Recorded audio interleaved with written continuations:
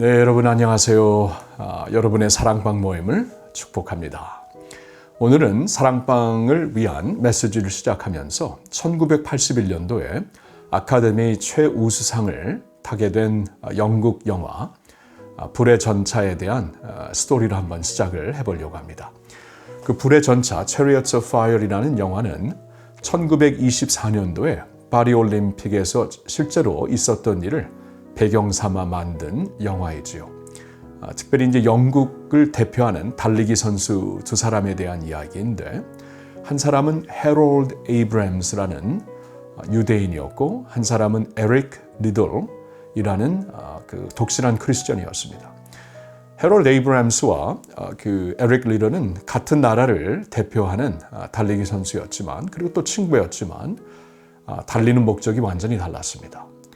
해롤드 에이브럼스의 경우에는 자신의 가문의 영광을 위하여 그동안 영국에서 그 유대인으로서 차별을 받고 살았던 그 앙심이 있어가지고 이번에 한번 그것을 뛰어넘는 일을 해보겠다 하고 가문의 영광을 위해 그때 올림픽에서 뛰었던 사람이고요. 에릭 리들은 선교사 가정에서 본인도 이제 중국 땅의 선교사로 이미 그 서약하고 하나님 앞에 서원한 그러한 인물이었는데, 그 또한 이제 그 안식년을 맞이해서 다시 이제 귀국한 가운데 그 국가대표팀에 이제 조인을 하게 되었던 것이죠. 두 사람이 그래서 이제 뛰게 되는데 둘 다 금메달을 획득하게 됩니다. 근데 완전히 목적이 다른 두 사람의 그 스토리를 배경 삼아 만든 영화인데요. 해롤드 에이브럼스가 그 달리기 하는 전날 트레이너에게 조용히 이러한 그 고백을 합니다. 나는 내 평생 이 목표를 위해 달려왔고 나의 모든 것을 바쳐서 달려왔는데 이제 내일이면 나의 모든 이제 목적이 다 완성이 됩니다. 이기고 지고 이게 나에게 두려움을 주는 것이 아니라 이 목적을 위해 달려온 것이 다 지난 후에는, 달린 후에는 내 인생이 무슨 의미가 있을까? 이면이 너무나 두렵다고 트레이너에게 고백하는 장면이 나옵니다. 그와 비교되어 에릭 리들은 이제 파리로 건너가기 전에 그의 누나가 굉장히 그 걱정하는 마음으로 그를 찾아옵니다. 이제 달리기 선수로서 점점 유명세를 타게 되면은 이제 과연 선교사 사역을 할 것인가. 그래서 이제 동생을 찾아와서 이제 그만 달리라고 얘기를 하는데, 에릭이 그러한 그 고백을 누나에게 하죠. 나의 인생의 목적은 하나님을 섬기는 것이고, 그리고 중국 땅에 가서 선교사를 반드시 살 것입니다. 그러나 하나님은 나를 빠르게 만드셨어요. 그리고 내가 달릴 때에는 하나님의 기쁨을 느낍니다. 하나님의 기쁨을 느낍니다. When I run His pleasure. 저는 그 영화를 보았을 때 그 문장이 굉장히 마음에 큰 감동을 주더라고요. When I run, I feel His pleasure. 내가 달릴 때 하나님의 기쁨을 누리면서 달립니다. 나의 인생의 목적은 결단코 달리기가 아닙니다. 하나님입니다. 하나님의 영광인데, 하나님은 나를 이렇게 빠른 사람으로 만들었기 때문에 일을 하면서도 하나님께 영광을 돌리고 싶습니다.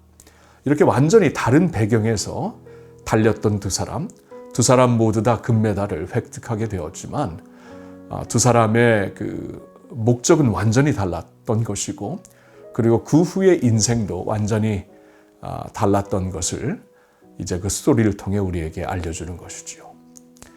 여러분, 성경에 보면은 특별히 사도 바울이 우리의 신앙을 경주하는 것으로 비교를 하고 있습니다.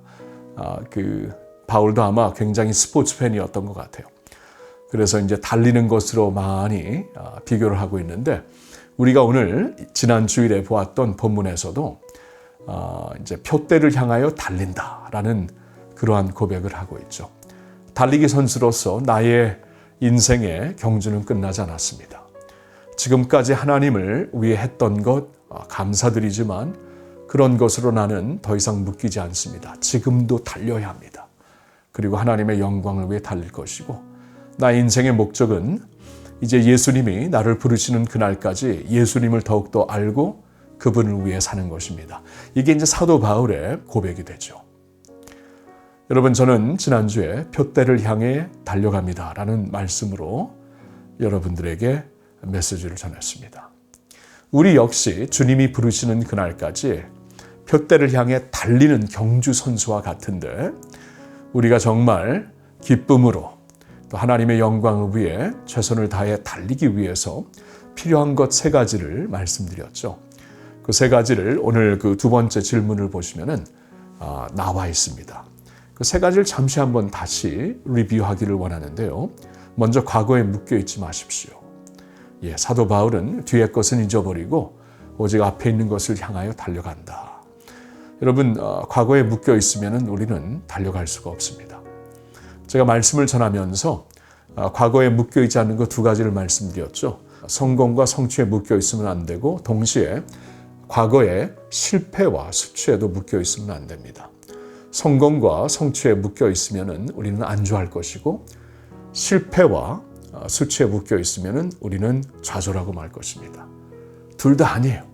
사도 바울처럼 나는 뒤의 것은 잊어버리고 앞에 있는 것, 곧 예수 그리스도께서 나를 위해 부르신 그 부르심을 위하여서 달려간다라는 그러한 확신이 우리에게 있어야 되겠죠.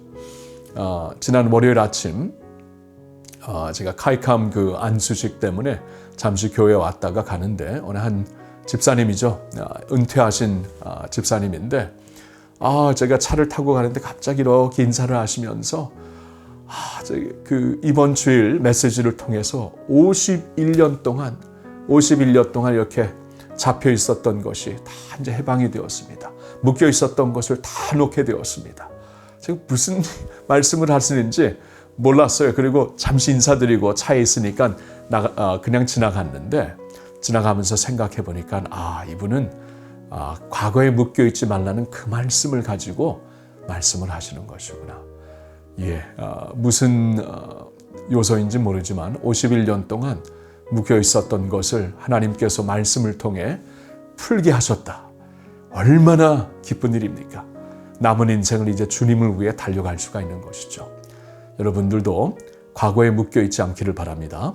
두 번째 요소는 확신을 갖고 오늘을 살아가야 됩니다. 확신을 갖고 오늘을.